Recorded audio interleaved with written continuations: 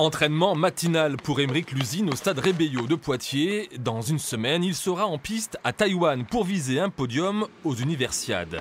Champion de France du 800 mètres en 2016, il a échoué lors des championnats d'Europe cette année. Il faut donc se remotiver. La médaille d'or mondiale de Pierre-Ambroise Bosse à Londres la semaine dernière est pour ainsi dire tombée à pic.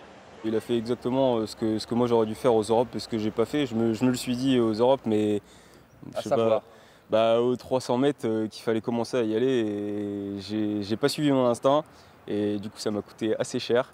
Et lui, voilà, là il a montré l'exemple typique du gars qui s'est pas posé de questions et quand fallait y aller, il y est allé et du coup ça a bien marché du coup.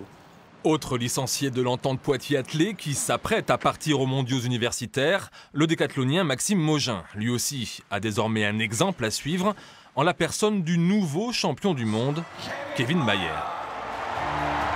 Oui, c'est sûr que la médaille d'or de Kevin, c'est une motivation pour tout le monde. Tous les athlètes et encore plus les décathloniens, ça motive à se surpasser, à aller chercher encore plus de points pour le rattraper tout simplement. Et puis il motive toute l'équipe de France également, quoi.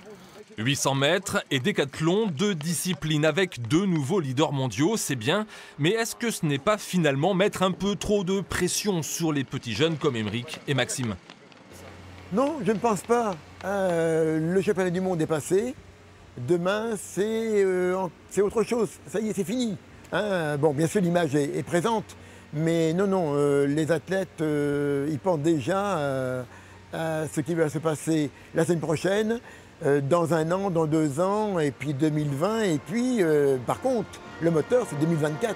2024, les Jeux Olympiques en France, le rendez-vous d'une vie, le rêve de Maxime et Aymeric, pour être à leur tour des modèles à suivre.